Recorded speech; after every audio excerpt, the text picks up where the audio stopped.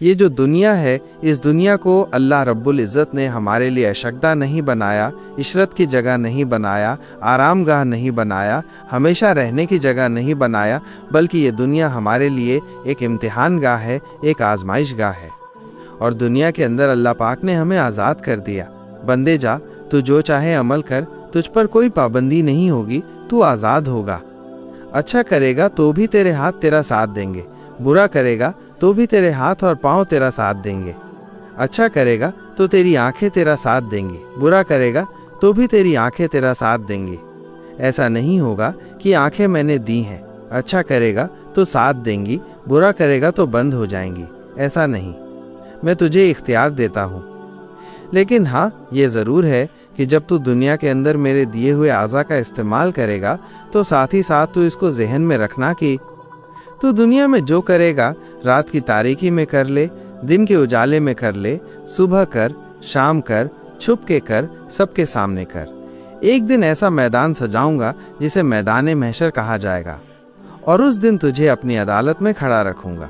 عدالت میں کھڑا رکھ کر میں تجھ سے خود پوچھوں گا، میں تجھ سے خود سوال کروں گا۔ قرآن کہتا ہے اس منظر کو بیان کرتے ہوئے، مالک یوم الدین، یعنی وہ روز جزا کا مالک ہے۔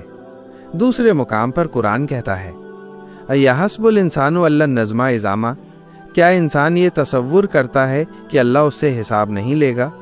اللہ اس سے حساب ضرور لے گا۔ ایک مقام پر فرمایا گیا، فَمَن يَعْمَلْ مِثْقَالَ ذَرَّةٍ خَيْرًا يَرَهُ وَمَن يَعْمَلْ مِثْقَالَ ذَرَّةٍ شَرًّا يَرَهُ، اگر تم نے ایک ذرے کے برابر بھی نیکی کی ہوگی، اللہ تمہیں وہ بھی دکھائے گا۔ اگر تم نے ایک ذرے کے برابر بھی برائی کی ہوگی، اللہ تمہیں وہ بھی دکھائے گا۔ تھوڑی دیر یہاں ٹھہر کر سوچو، اللہ اکبر، ذرا توجہ کرو، ذرا غور کرو اور پھر فکر کرو۔ اللہ اکبر۔ روزی کے معاملے میں انسان پریشان ہے تو اللہ فرماتا ہے، روزی کے معاملے میں فکر مت کر، میں تیرا مددگار ہوں، میں تیرا رزاق ہوں۔ بچوں کے بارے میں انسان فکر مند ہے تو اللہ فرماتا ہے، میرے بندے اولاد کے بارے میں فکر مت کر، میں تجھے بھی کھلاؤں گا، تیری اولاد کو بھی کھلاؤں گا، تجھے بھی پال لوں گا، تیری اولاد کو بھی پال لوں گا۔ گھر کے بارے میں انسان فکر کرتا ہے تو اللہ فرماتا ہے، اپنے معاملات میں فکر مت کر، بلکہ سارے معاملات مجھے سونپ دے، میں تیرے معاملات کا نگہبان ہوں۔ قرآن کہتا ہے، وَأَعُوذُ أَمْرِي إِلَى اللَّهِ إِنَّ اللَّهَ بَصِيرٌ بِالْعِبَادِ، اللہ کی بارگاہ میں اس کا قرآن خود ہمیں سکھا رہا ہے۔ اللہ فرماتا ہے، کہہ دو ہم نے اپنے سارے کام اللہ کو سونپ دیے۔ اللہ اکبر۔ توجہ فرمائے، روزی کے معاملے میں مددگار اللہ، اولاد کے معاملے میں مددگار اللہ، مکان کے معاملے میں مددگار اللہ، دکان کے معاملے میں مددگار اللہ، ہر معاملے میں مددگار اللہ۔ لیکن اب سوچو تو صحیح، روزی کی تکلیف ہے، مدد کا وعدہ ہے، بیماریاں ہیں، مدد کا وعدہ ہے، ہر جگہ مدد کا وعدہ ہے۔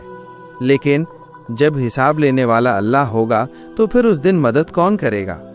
ہر معاملے میں پھنس جاؤ تو مدد اللہ کرتا ہے، لیکن جب حساب لینے والا خود اللہ ہو تو اب کون مددگار ہوگا؟ امداد کون کرے گا؟ ذرا توجہ کرو، ہر معاملے میں اللہ کہتا ہے، فکر مت کر، میں ہوں، میں تیری مدد کروں گا۔ لیکن جب محشر کا معاملہ آتا ہے تو اللہ یہ نہیں کہتا فکر مت کر، بلکہ اللہ کہتا ہے فکر کر۔ کیسی فکر کر؟ قرآن کہتا ہے، وَلْتَنْظُرْ نَفْسُ مَا قَدَّمَتْ لِغَدٍ، اے ایمان والو، میدان محشر کی فکر کرو کہ اس دن کے لیے تم نے کیا روانہ کیا۔ اللہ اکبر۔ میرے پیارے آقا صلی اللہ علیہ وسلم کے پیارے دیوانوں، ذرا غور تو کرو، ذرا سوچو تو صحیح، حساب اللہ لے گا، کوئی فرشتہ ہمارا حساب نہیں لے گا، کوئی نبی اور رسول ہمارا حساب نہیں لیں گے، اولیاء اور صحابہ ہمارا حساب نہیں لیں گے، حساب لینے والا صرف اللہ ہے۔ اور پھر سوچو وہ کتنا دانا ہے۔ ذرا تصور کرو مسلمانوں، اگر وہ ہماری نماز کے بارے میں پوچھ لیں، یعنی ہماری نیکیوں کے بارے میں پوچھ لیں، ہم اللہ کو نیکیوں کا جواب نہیں دے سکتے۔ جب وہ ہمارے گناہوں کے بارے میں پوچھے گا، ہم اس کو کیسے جواب دیں گے؟ تھوڑا سوچو، اگر پیر گناہ کے بارے میں پوچھ لے تو ہمارا سر جھک جاتا ہے، ہم پیر کو جواب نہیں دے سکتے۔ ابا پوچھ لیں، جواب نہیں دے سکتے۔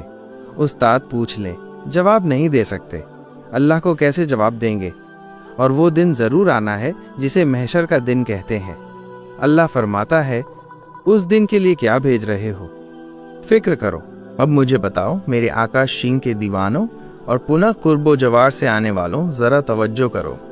हमने आखिरत के लिए क्या रवाना किया, क्या भेजा? और अल्लाह पूछेगा, और पूछने वाला अल्लाह होगा।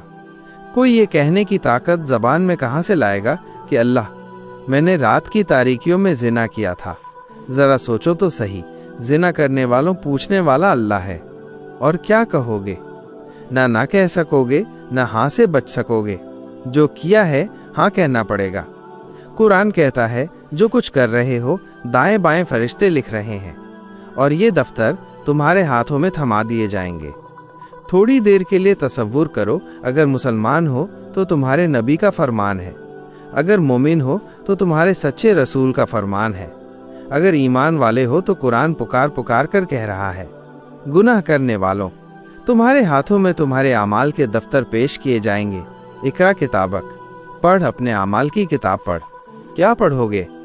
औरतों पे पाप की नज़र डाली थी, अल्लाह की बारगाह में पढ़ सकोगे? जिना किया था, अल्लाह की बारगाह में पढ़ सकोगे? गाने सुने थे, कानों में ईयरफोन लगाकर पढ़ सकोगे? अफेयर के मामले किए थे, पढ़ सकोगे? नशे में रहते थे, पढ़ सकोगे? शराब पीते थे, पढ़ सकोगे? सूद और ब्याज का धंधा करते थे, पढ़ सकोगे?